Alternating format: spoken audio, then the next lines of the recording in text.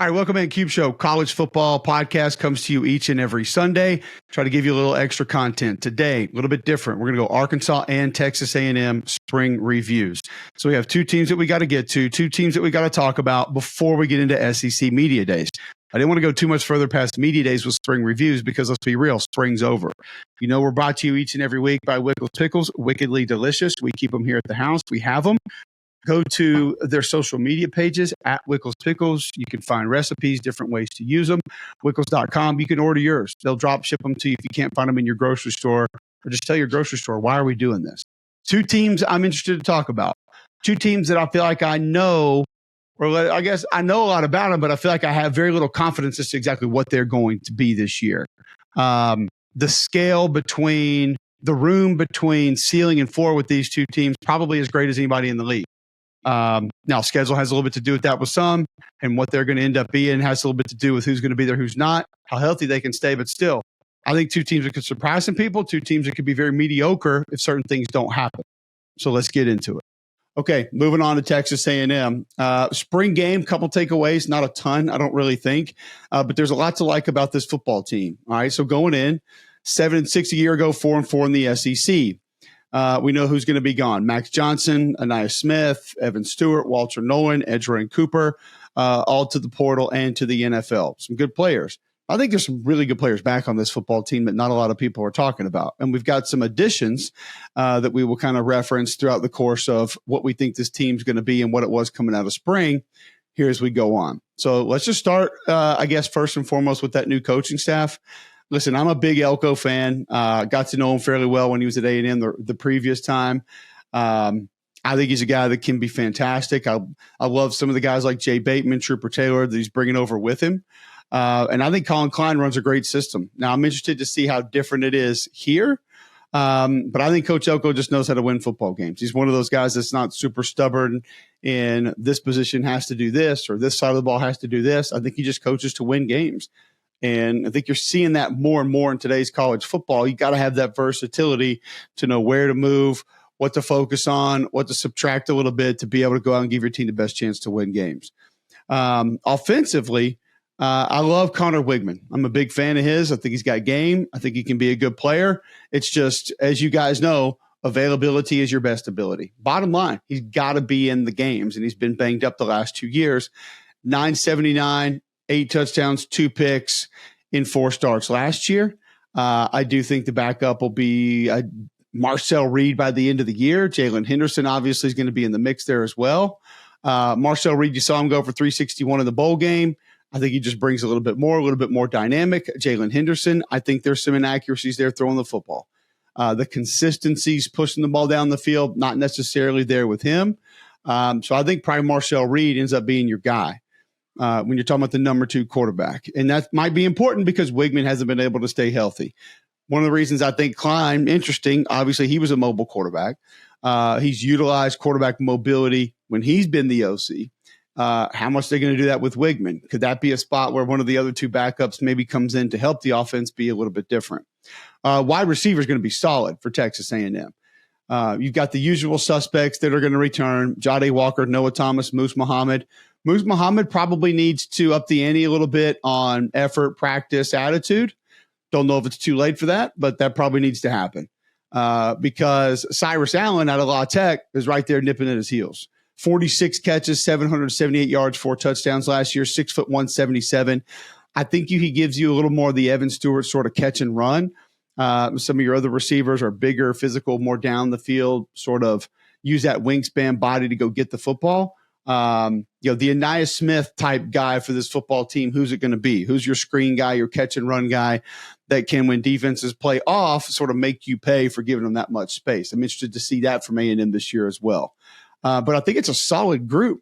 I think you have enough players to be able to move pieces around, do some different things. And you have some tight ends to go along with that. Donovan Green, we've seen him play, super athletic. Now, of course, had the ACL about 11 months ago. Don't know. I feel like he's going to be okay. Should be fine. Trey Watson comes in from Fresno. Shane Calhoun was a late add from ECU. You've also got Milan Ostrom, Theo Milan Ostrom. I think athletically solid. Physically, not quite there yet, not ready at tight end. So numbers at tight end pretty good as well. If you want to utilize some 12, 13, you might have the capabilities to do that. And that takes a little bit of heat off the wide receivers at times. I also think if Colin Klein wants to go two back, he's going to have the capabilities to be able to do that. Because we know what Le'Veon Moss can do. Saw him in the spring game. He was great. I think he's got big time potential. Reuben Owens, we've seen what he's capable of as well. Amari Daniels will be in that backfield. And they love E.J. Smith, who transfers in from Stanford and is a young man that I think when you're talking about catching the ball out of the backfield, he might be the best that they have right now at the running back position. When you're talking about maybe even pass pro, could be one of the most fundamentally sound in that department. But he runs ahead of his pads. Love how he's somebody that physically probably is a little bit more than his stature. I just think he's a good all-around back. He's a good addition for A&M. So the running back room deep, wide receiver room deep, tight end room could be deep if a couple guys come along. So offensively, you've got some good numbers and you've got some real talent at a lot of spots. Again, I think it goes back to Colin Klein with Connor Wigman, and can Connor Wigman stay healthy, and just how that all meshes, how that all comes together. And the most important part is going to be up front, because this is a group that has some talent. This is a group that has some guys that have played, but let's be real. We all know what this offensive line's been the last few years. It's been kind of up. Expectations been there, and it's let us down probably 3 of the last 4 as far as what we thought it was going to be, what it could be, and had the potential to be. All right, so you're coming back. You get Trey Zune at left tackle. Had a good spring, solid player, big, strong player. I think he has the ability to be able to go out there and win that spot. At your guards, the Armaj Reed Adams transfer in from Kansas. I think he goes at 1. Chase Bisontis probably going to go at the other. Chase Bisontis had a good spring. He's a big physical body, but he's got to add, I think, some power. Some of that weight room strength with Tommy Moffitt, who I think was also a good get at A&M there, because Tommy Moffitt, a ton of experience at LSU, great strength coach, great attitude, just the kind of guy you need in your program. He's going to bring extra accountability with a lot of those players, and that relationship's going to be there. And I think that's an important relationship to have. So I think there's a great get by Elko. Cam Dewberry out for the spring, so don't know. Does he challenge in the fall, come back, make a push for one of those spots? It's possible. He's played some. And then I think the weird spot here, you watch the spring game or you talk to folks down there in College Station, is that Demetrius Crownover looks like he might be the right tackle. Obviously, his brother was fullback at one point, one of the most enjoyable players to watch in college football. So he's got that nasty, but that would mean Reuben Fatherly is not a starter on this offensive line, which I would be surprised at just based on the last couple of years, his stature, but it's been inconsistent. The good news would be if he's not, will he keep competing? And could he maybe be a swing tackle? Which you'd love to have. Every team wants that. We've talked about it with other teams. If you don't get that, it can be a problem, because now you're mixing and matching. Okay, does a starting guard kick out? Then a new guard comes in. Now you're changing 2 for 1 if one guy were to get banged up. I think this offensive line has talent. I think it has ability. It's got to come together, and a couple of guys probably need to exceed what we and maybe the A&M coaches are expecting them to do this year. But it could be enough when you have the backs that A&M has. You can spread people out with the wide receiver talent and a quarterback that can get rid of it quickly. And when Wigman's healthy, he can get it out. I think you could maybe offset it a little bit. Some tight ends to be able to help as well. It might not be the worst thing if this offensive line isn't great. This could be something that they are able to find a way to work around. Defensively, there's a lot to like here. Nick Scorton's getting a ton of preseason hype, and you go back and you watch some of his film at Purdue. It's there. He's got the talent. He's got the ability. He's got the frame, 6'4", 280, really good player. I think what you love to hear even more is when the folks in College Station talk about the accountability, the leadership, showing up every day, the work ethic, the drive, the determination. Apparently has all of those things, like the primo clubhouse guy, like locker room guy. And for one of your better players up front, that's going to be massive. Shamar Stewart also had a great spring. So he gives you another body who could come in there and is probably a little bit heavier than some of your lighter, twitchier edge defenders, but gives you somebody who also is capable. Then you bring in Cassius Howell from Bowling Green, 9.5 sacks last year, who, with those two being a little more heavy-handed, now you have your twitchy, flexible, bendy edge defender that can maybe help bend the edge, get to the quarterback. A&M coaches love Cassius Howell, by the way. Think that he can help out. The good news is you have Shamar Turner, who was out for spring, who I actually think could be in the mix as one of the better players in college football, just how he takes over games and dominates games. He can go inside, he can go outside, he can play everywhere. And they've lined him up everywhere. So his versatility going to help as well. I don't know if you'll see Shamar Turner just kind of living at defensive tackle, like as an old school defensive tackle. But you've got Albert Regis at defensive tackle, who's solid. You've got Game Brownlow-Dindy, who has a ways to go, but is somebody who can maybe be a bigger body and get in there and help you some. DJ Hicks has the potential. He's kind of coming on a little bit, got a little better in the spring. And Rodas Johnson is your Wisconsin transfer, who's heavy-handed, stable, but at 6'2", 295-ish is not sort of that immovable object. You still has a little bit of lateral movement that can help you out in different ways. So the good news in the middle of the defense is the numbers are there. Now, outside of Turner, do you have sort of a takeover dominant guy? No, but you have maybe 2-3 edge guys or one sort of hybrid D tackle edge guy in Turner that could potentially go out there and take over games. This front should allow a linebacker core that I have some concerns about be a much less of a concern. Because if it's me, I'm not as concerned about holding the point with this group. I'm going to go attack, and I'm going to dominate with this group up front. I'm going to let them rip because you got glass eaters up front, guys who can make plays, get to the quarterback, penetrate, disrupt.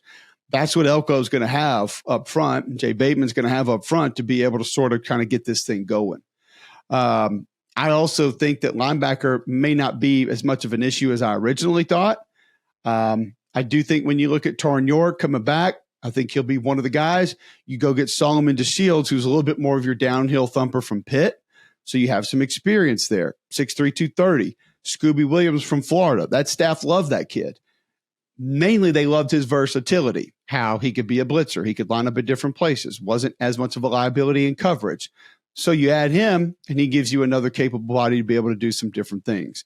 I also think you have a couple others that are going to be able to help. Damian Sanford's going to help a little bit. Montrell Harris is going to be there to back up. So you have a few other numbers.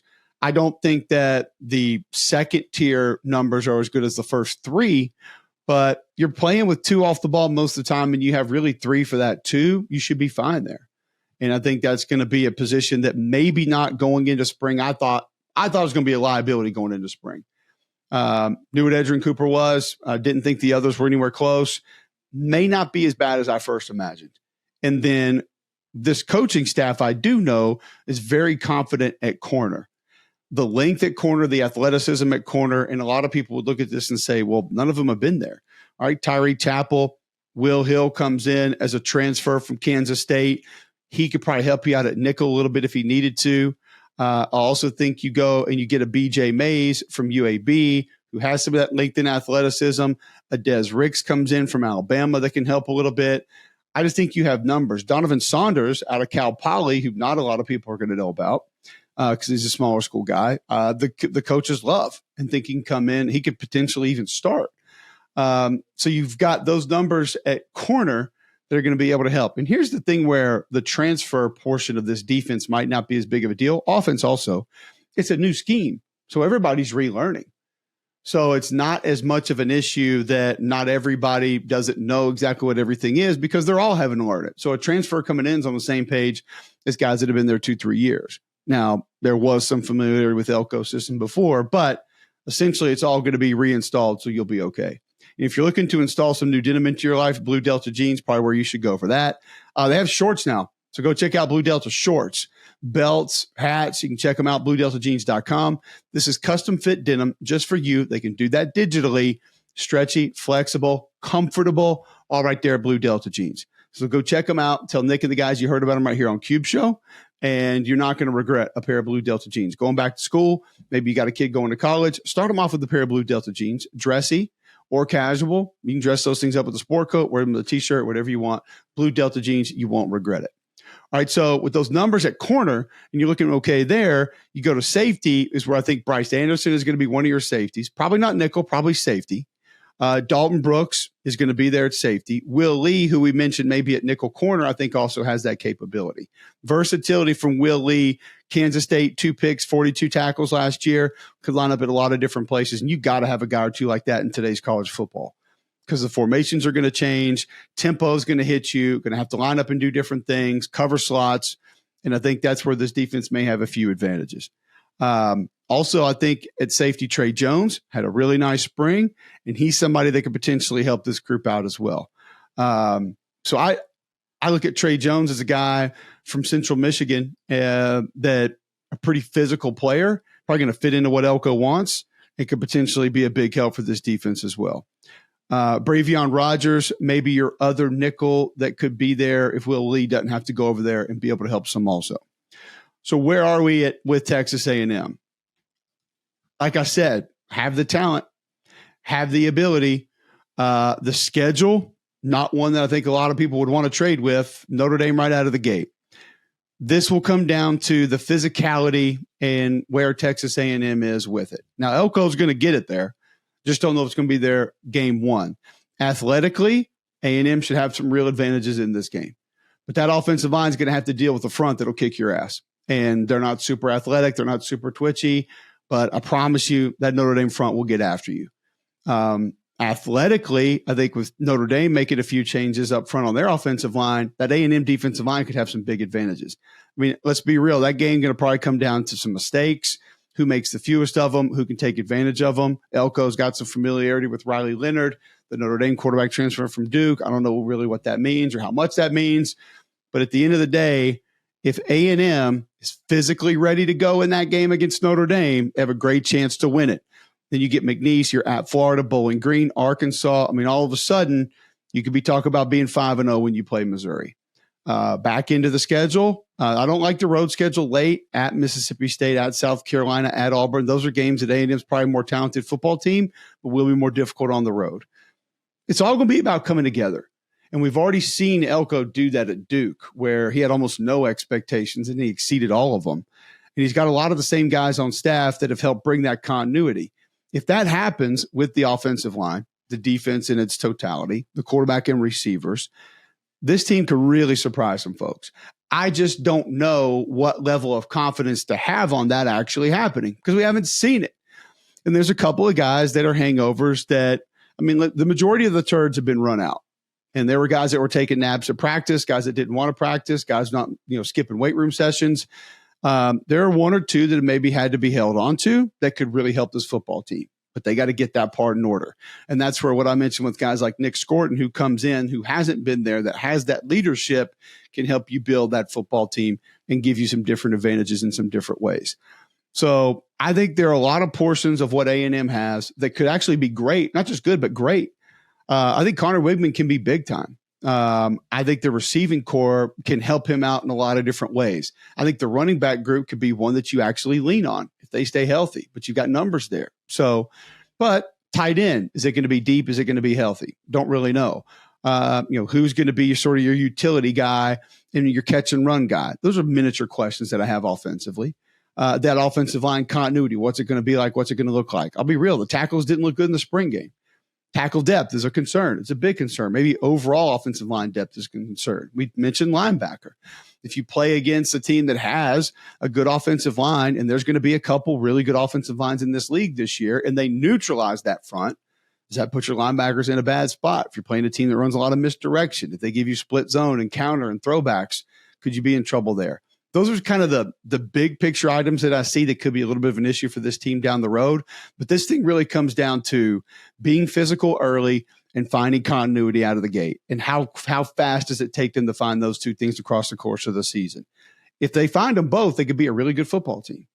Arkansas Razorbacks, I think a team that I probably know or feel like I have the worst feel on of any team in this league going into this season. There's just so many unknowns, so many new pieces, so many new players, coaching staff. Obviously, Bobby Petrino's back as offensive coordinator. You get Eric Mateos in as your offensive line coach, which, by the way, you're lucky, Arkansas fans, because he's a damn good one. All right, so let's just jump right into Arkansas and what we think right out of the gate. Some new pieces offensively for Bobby Petrino. Taylon Green comes in at quarterback. I've watched his film. I'm a little bit concerned with some of the consistency. Was a starting Boise State quarterback for a while. was successful there. A lot of it was on the ground. Over 1,000 yards and 10 rushing touchdowns the last 2 years. Only 4 other college quarterbacks have done that. So he's productive. He can make things happen. Long strider. When he gets going straight ahead, he can hurt you. Problem is, I see him throw a 10-yard out route and it goes in the stands. Or I see him throw a flare to the back and it's a dirt ball 5 yards short. My understanding is that those things got better over the course of the spring. They need to get a lot better if he's going to be able to manage Bobby Petrino's offense. I don't know how much different it's going to be after him because I think Taylor Green ends up being the guy.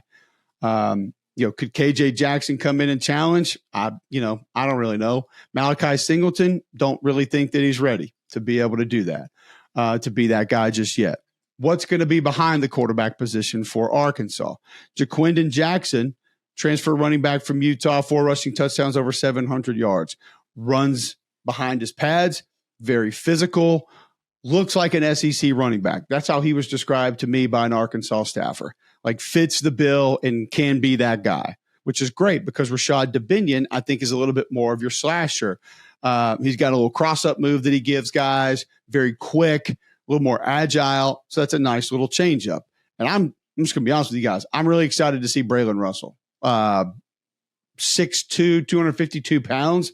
Just an absolute hammer of a running back. If he's kind of ready to go once the season gets here, I could see Petrino using him as not just a short yardage back, but a bit of a change-up back.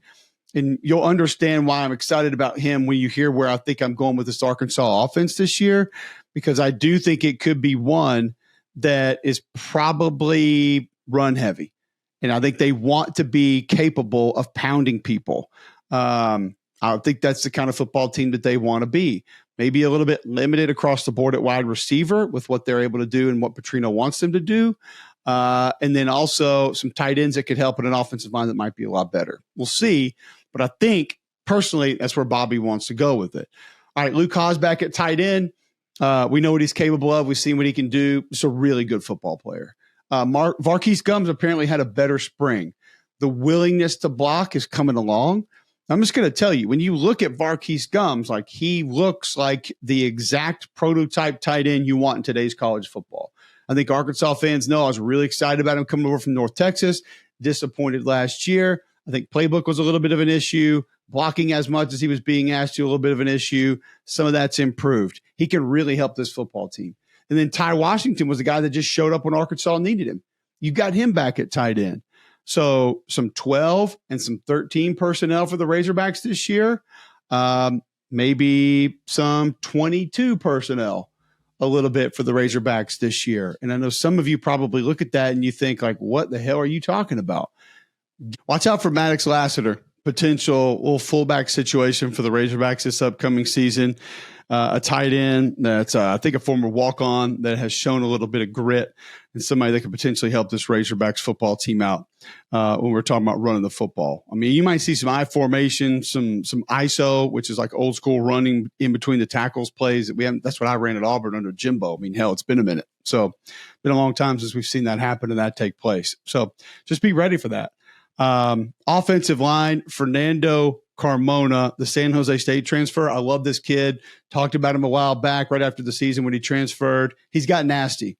And the leadership, the accountability in the building, holding other guys accountable, doing things the way they're supposed to be done. Apparently he's got all that as well. You look at an Addison Nichols from Tennessee, apparently has surprised some folks at center. Probably going to be his job. Patrick Kutas, Joshua Braun back at guard. Both of those going to end up being there.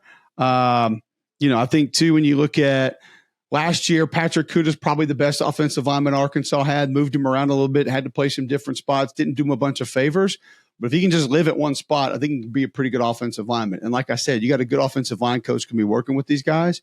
So expect them to take a step up. Keyshawn Blackstock, the Michigan State transfer, probably going to get the go at right tackle. Bigger physical player. I think he's got some good ball in him. I've watched him play. I think he can be solid. The surprise in all that is Tykeus Crawford doesn't look like he's going to end up being in the starting lineup. Crawford's super athletic for his size, like physically a freak show with what he's capable of doing. Can you keep him motivated, get a swing tackle out of him, get a guy that can play in reserve duty if you need him, if somebody else gets a little bit dinged up? Because I think he has the capabilities to help you It's just how much is he going to need to help you, and is he going to be okay only playing that many reps? So that's a real positive. From a wide receiver perspective, I think you look at Isaiah Satanga, Andrew Armstrong, Isaac Tesla, guys that Bobby's going to really like. He's going to want guys that can get down the field. Speed was a premium for Petrino when he came in and started looking at the offense. He wants to stretch the field because he wants defenses to have to respect it. That's what he's always done. That's what he's going to be. And I think those are the ones that give him the most capability with that speed down the field, regardless of what their ball skills are. But I think Armstrong going to be someone who, if I had a guy that I had to guess is going to be featured in this offense this year, probably going to be him. Jaden Wilson, maybe a little bit of help. CJ Brown, possibly out there. Don't really know if he's going to be somebody that gives you a lot of that right out of the gate. So I think with Bobby Petrino coming in, you'll see different formations. You'll see a little bit of a throwback style offense at times and still keep that ability to push the ball down the field, but they want to do it with play action. So that offensive line's got to be where we think it's going to be. The tight ends are going to have to help. The backs are going to have to be pretty good, and then utilize some of that play action, some of that speed down the field with longer developing plays to be able to attack that. And having said that, I do think it's a little bit interesting that we're kind of coming full circle with that. You think about all these spread offenses and all these teams with these receivers and the cover guys and this, that, whatever.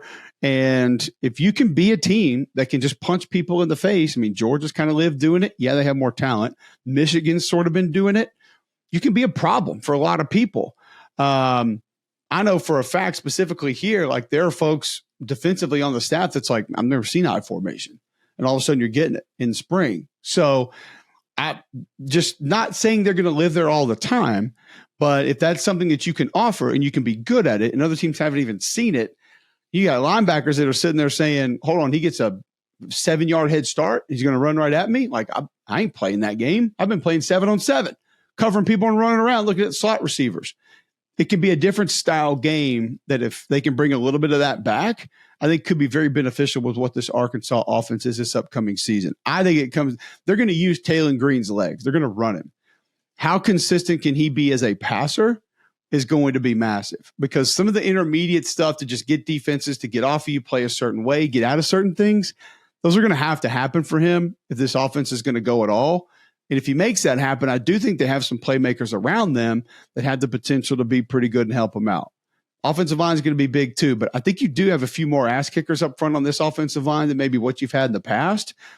And the attitude was a primary focus for this team in the spring. The demeanor of this offensive line was a primary focus in the spring, and that got a little bit better from what I'm told and from what I understand.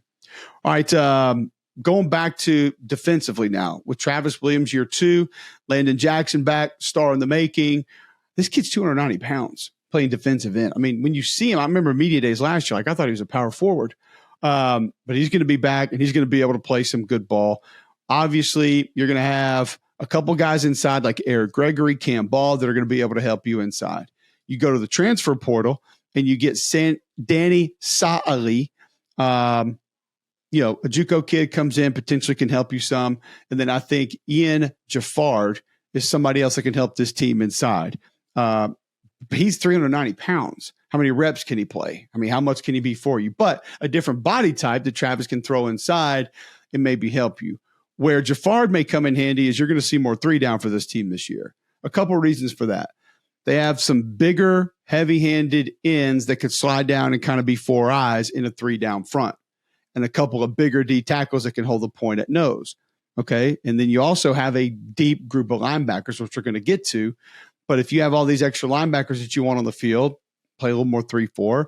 If you don't love your interior depth, only play 1, slide some ends, some edge defenders down to D end in a 3-down look. And there you go. I think it's just going to be a way to get more athletes on the field and some of your better football players on the field. So expect to see that from this group this upcoming season. Nico Davier at defensive end going to be there. I think he's going to be a guy who can help him out. I also think that when you start talking about the leadership on this side of the football, like that Landon Jackson sort of brings that. Xavier Sori coming over from Georgia, a guy who has a ton of ability, who's going to be an off-the-ball linebacker, is going to be able to help you there. This kid from Albany, I'm really interested in. Anton Jankaj. I'm probably butchering that. I realize that. I understand that. I think he led the FCS in sacks last year. I've seen a little bit of him. It was kind of hard to go find, but he's tweaked up, man. Like, he can go. He's got some real ability, and somebody who I think could help. Once again, getting a 3-4, get him out there and let him rush the passer, and all of a sudden that could be a little bit of a problem. So some of these portal guys, you're talking a defensive end that's 275, 4 down, he's out there. He can stand up maybe at 275. If he needs to play the 3 down end, he can do some of that as well. You worry about the 3 down end spot because what was he really going up against in the FCS? This was just a little bit different. So at off the ball linebacker, I think you're looking at Brad Spence being one of the guys. I mentioned Xavier Sorey also being one of the guys, but there's some really interesting bodies that could play some different spots. Larry Worth comes in from Jacksonville State. I've watched him at Jacksonville State a little bit, played in a little bit of a 3-3-5 look. So he was kind of a middle backer drop, just sort of read, react, go find the football.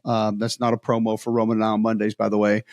But he's got the speed to be able to do that. He has a ton of physicality as well. He's been very productive. He's played a ton of football, which is what I like about this linebacker group that Arkansas has. Like a Steven Dix Jr. Played at Marshall, played at Florida State, active, had a ton of tackles in their last game against Lafayette last year. Kid's just been in a bunch of different places and played a bunch of different football. He's smart, somebody who loves the game, loves football. I think that he's got a chance to be able to be in there and do a lot for this defense. So, I mean, none of them are going to have the ability Xavier Sorey is going to have. That's why it was at Georgia. You got a guy who is probably the most athletic, but from a scheme perspective, not where Georgia needed him to be, maybe not where he needs to be right now. So they kept some things simple for him. Just going to let him run and kind of try to make plays. And I think he's a guy who can do that and help you do that at a couple of different times. So point being is you've got a guy like a Steven Dix who looks the part, coming in from Marshall, Florida State, big, physical. You've got Xavier Sorey with all the ability in the world, probably kind of similar to a Jaheim Thomas that you had last year. You lose him and Chris Paul. And then you go get a Larry Worth that's sort of a, hey, just see ball, get ball, do everything type guy, just a great football player. And you got some numbers that can move around, do some different things, and line up in some different places. That excites me, especially when I hear that you're going to play more 3 down, because then you can line those guys up and ask them to do different things. You want to pressure them. You want them to play off. You want to play zone. If they can have some man skills on the outside, whatever it is, you've got versatility and options with what you're going to be able to do. I love that possibility. At corner, Jalen Braxton's going to be back. Keon Stewart's going to be back. So that gives you 2 quality corners that you're going to be able to work with there. Jalen Braxton, love his game. Love what he's all about, has speed, has physicality, played great football last year, probably one of the more underrated players in the league last year to come in as a freshman and play the way that he did at corner. Doesn't get enough credit, I don't think, for the way that he played. Marquise Robinson is a corner that comes in from South Alabama. Great attitude, great mentality, hungry, somebody that wants to be there, wants to get better, like understands coming from lower level football that not everything's given to you. And I think that sort of work ethic mentality is something big that this team has as well. I think you're getting a little bit of that from Larry Worth at linebacker also. So all of these smaller school guys that people might say, well, they hadn't gone against the competition or done this defensively for Arkansas, I do think have a chance to sort of help the attitude. Kind of like some of them are helping the meanness, let's just say, the nasty on the offensive side of the football. But you've got Jaheim Singletary back, Hudson Clark's back at free safety. If he needs to roll and play a little bit of nickel, he can. He's the field general out there. And I know the liability portion that people get mad at, but when you have somebody who just does things right all the time and makes sure that other people do things right all the time, it's valuable for him to be in the lineup. And trust me, I see some of the things you guys see and I know it and I get it. But at the same time, he brings a ton of value. Danico Slaughter from Tennessee, probably going to play the nickel, help add some numbers into the secondary. And Anthony Switzer from Utah State, I know somebody else that this group likes. So I just think that you've got a lot of numbers at a lot of different places here. Linebacker, safety, corner. All right, that gives you some versatility. It gives Travis some options of different guys that can play different places. You got an offensive coordinator that wants to play ball control. That might allow the defense to be a little bit more aggressive. It'll come down, I think, to just some of the continuity and communication. If Hudson Clark is that leader, that field general, who is that at the second level? Can Xavier Sorey be that guy? Does that force a Larry Worth or a Steven Dix into the lineup because they have to sort of be that guy as well? Yet to be seen, but this is a team that last year, was a bit of a letdown team. I thought they had an opportunity last year to do some good things. Athletically, across the board, I think they're better. I think they've improved. I think they're faster, and I think they have more athleticism across the board. It's just going to be a matter now of everybody finding their home and being exactly what they need to be for this football team.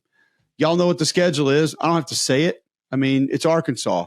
When was the last time we talked about Arkansas and didn't talk about their schedule being nasty? I mean, it just is. It's what it is. It's what it's going to be.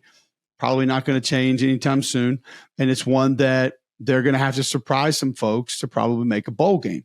I love Sam Pittman. I love some of the staff changes he's made the last 2 years. I think bringing Bobby in is going to be something that helps. If you can find a way to get Oklahoma State week 2, you can get off to a pretty good start. Because if you get Oak State, play UAB, the Auburn game all of a sudden on the road is very different. And keep in mind, Auburn's got Oklahoma the week before that, so you never know kind of what's going on there. But you got LSU, Texas, Missouri on the back end of that schedule. It's gonna be tough. Have to get consistent quarterback play. Have to have certain guys defensively find their homes and know their roles so they can potentially go out and be dominant. And the offensive line's just got to be good. Not better, it's got to be good. Because they're going to want to run the football. They have the backs to run the football. They have some pieces that they can interchange, move around, fullback, tight ends, couple receivers. Quarterback mobility is going to help a little bit as well. But he's got to be consistent and can't turn the football over. And he did that a little bit at Boise, and that's my biggest concern for this football team. So there you go. Texas A&M and Arkansas got both of those done. Got both of them today. Head into SEC Media Days. Please subscribe. Like us on YouTube. All the other channels like Spotify and Apple Podcasts, we appreciate you. And we'll be back next week with an SEC Media Days recap.